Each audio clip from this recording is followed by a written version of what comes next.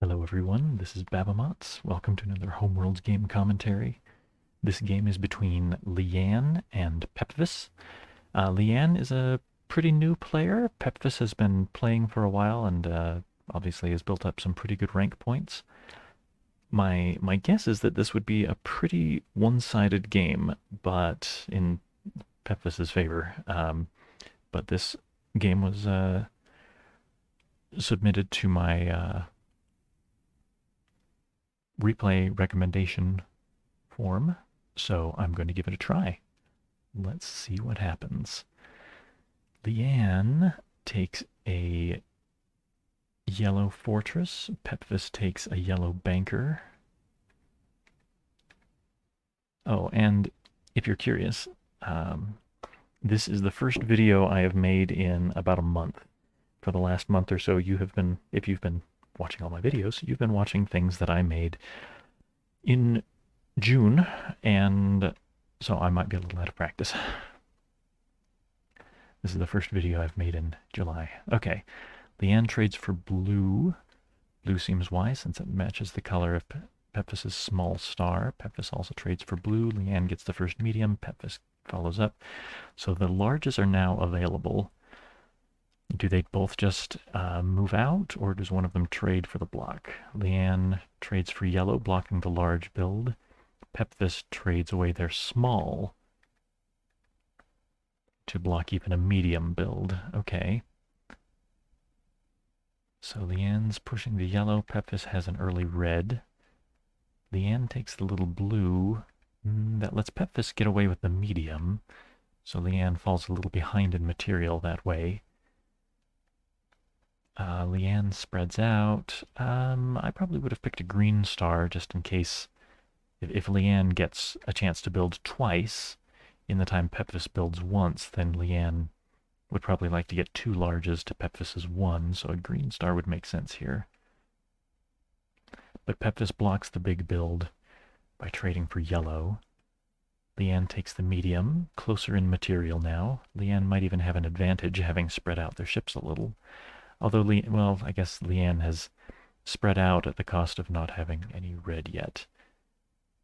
Pepvis likes a green star, and it's not a good time for Yann to build. Yann trades for the red.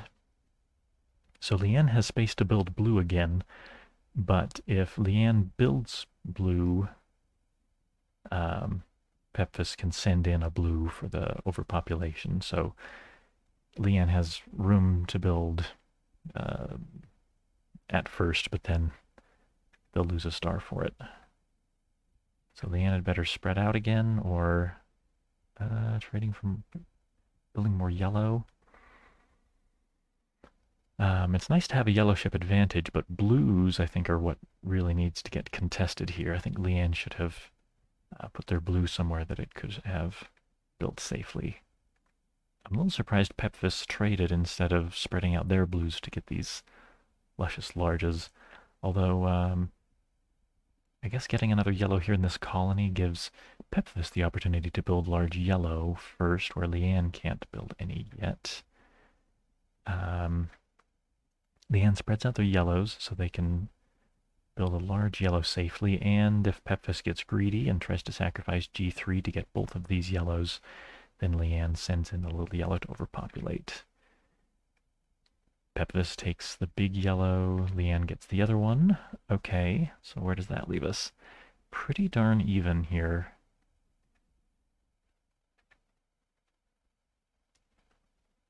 Pepvis thinking about getting aggressive here.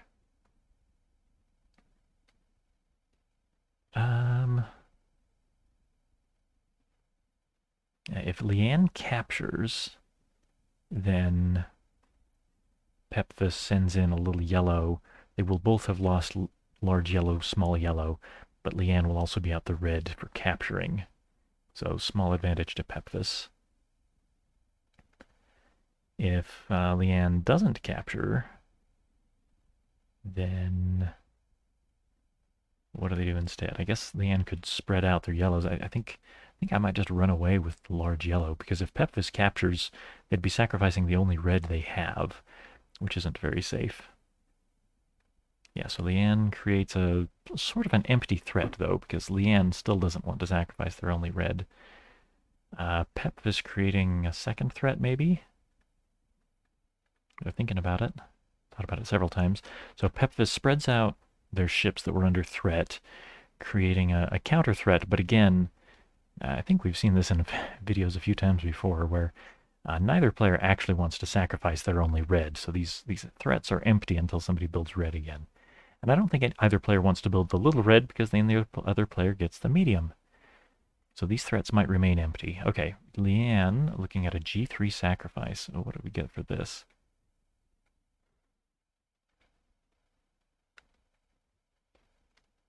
That's a pretty good little move. Overpopulating Pepvis's only green ship leaves material pretty even. Though Leanne is out of green, Pepvis is out of blue.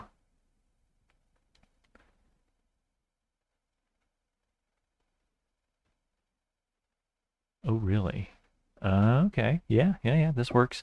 Pepvis getting aggressive here. Um, moving in the Y3, which Leanne, I think, would be pretty foolish not to capture.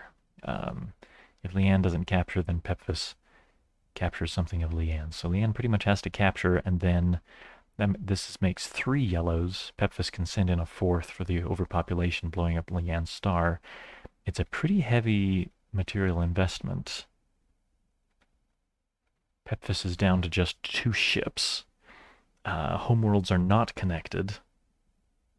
Leanne's home, though, did get connected to large systems like Lusitania. Leanne will need to trade for green and then start getting start rebuilding. This looks to me like a classic overcommitment on destroying 1 star. I think if Leanne plays really well here. Oh, sorry. If Leanne plays really well here, Pepvis will regret this.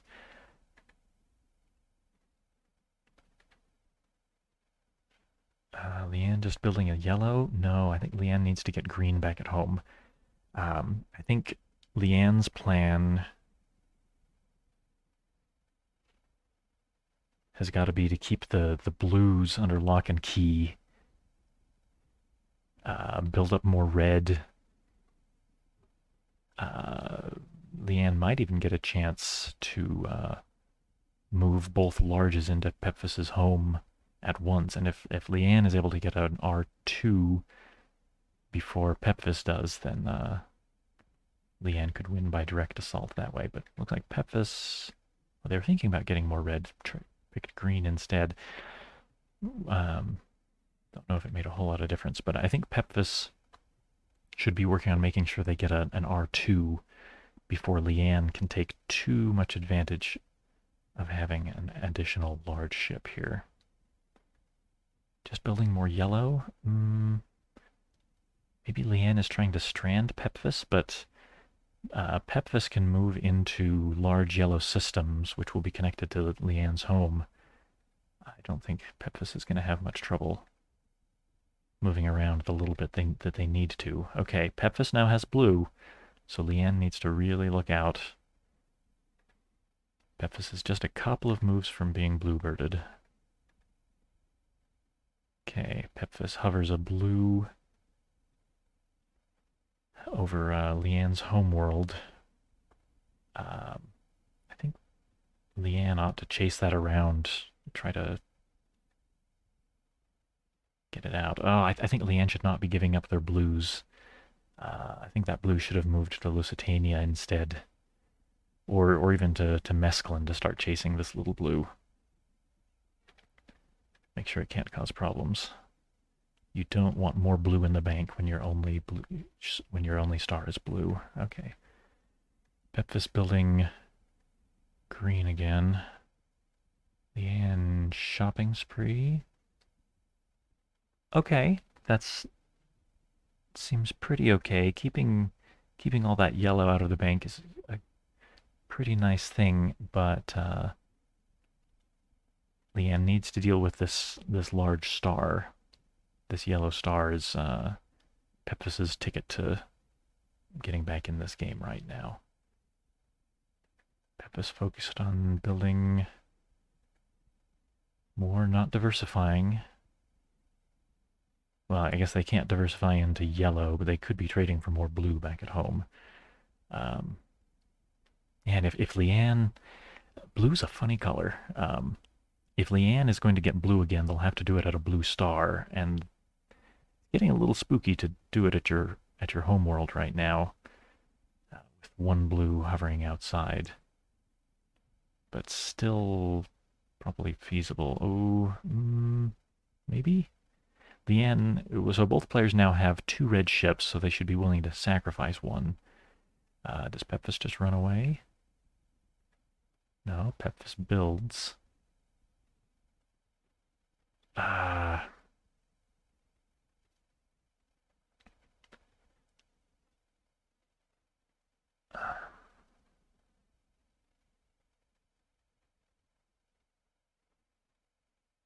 well, let's see what Leanne picks. They do pick the capture. Pepvis will probably capture back. They do. And now Leanne has to resist the temptation to capture again. And Leanne isn't in a good position to rebuild reds, but Pepvis is. So this trading back and forth thing is not going to work very well. Oh boy. Leanne sacrifices yellow to move 2 yellows in. Oh no, oh no. I know those blues are scary, but 2 blues are not 3, and Pepvis needs 3 to blow up your star. And since Pepvis doesn't have any access to yellow ships, Pepvis could only move one of those blues in at a time. Leanne can capture and move them away. Well, no, I guess. Okay, maybe I guess that was actually more urgent than I thought. Um, I think Leanne should have waited for Pepvis to build one more blue, though, because it really wasn't a fatal threat until Pepvis has 3. Once Pepvis has 3, Pepvis has this big green, and there was blue left in the bank, so Pepvis would have been able to move those blues into Leanne's home one at a time, with each move threatening to sacrifice the G3, building the rest of the blue needed for the catastrophe. But Leanne, I think, was 1 turn early on that, and that might cost them the game. They're kind of in some trouble anyway. Okay. Leanne trades for green, getting ready to rebuild, but yeah, Pepvis, there's plenty of yellow out there now for Pepvis to discover stars or even make yellow ships if they have an inkling. Leanne just builds yellow and moves it back home. I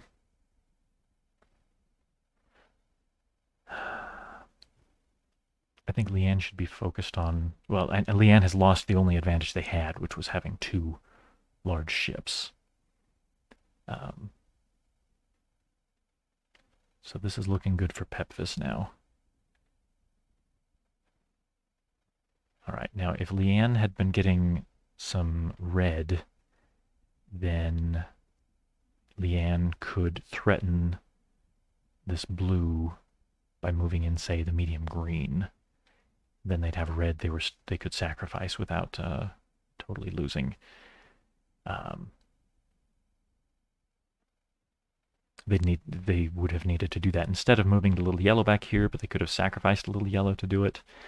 There are a few ways this could have gone better for Leanne.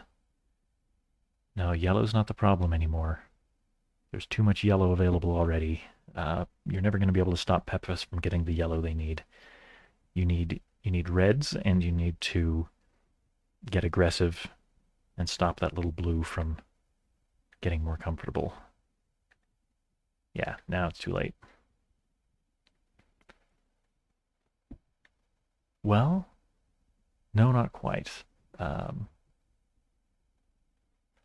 So Pepvis no longer has any green, So there's a chance. Pepvis does have the medium red though. Okay. Yeah, um, so I think this is fatal, but only because Leanne doesn't have a large at home anymore. If they still had their large at home, then this wouldn't be quite so fatal. If Leanne brought the large yellow back home right now, they could be okay.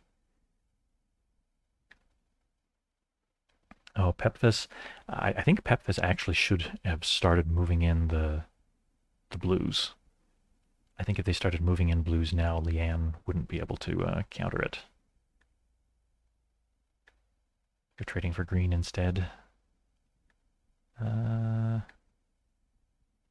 geez. Now Leanne spends the only yellow they had for the that overpopulation. I think Leanne has spent too much on each of these overpopulations. They've turned a material disadvantage, a material advantage, into a material disadvantage by using their material rather than time or red power to cut down on Pepvis's positional advantage, getting blues outside of Leanne's home. So now, yeah, my money is firmly on Pepvis now. Let's see if... okay, so Pepvis has plenty of blue again. Leanne knocks those out, though. But Leanne's material is dwindling, and Pepvis's has been keeping pretty steady for a long time now. Leanne has nothing but small ships, and Pepvis is back to having a large. Leanne can only build smalls. Pepvis trades for a Y3 so they can move in all 3 blues at once.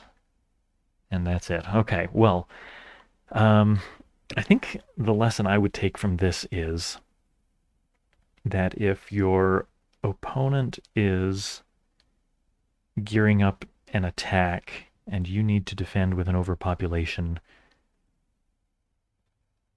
try to make it a slow overpopulation, just like if you were attacking a homeworld with a slow doomsday machine. Moving the things in one at a time so that you spending one extra turn sometimes, like in this case, I think spending one extra turn might have saved Leanne a large ship, and Leanne would have still had the material advantage. Also, when you have an advantage in large ships, use that advantage aggressively. Start moving your large ships into your opponent's systems. Make sure you've got plenty of red to sacrifice. Keep them from being comfortable.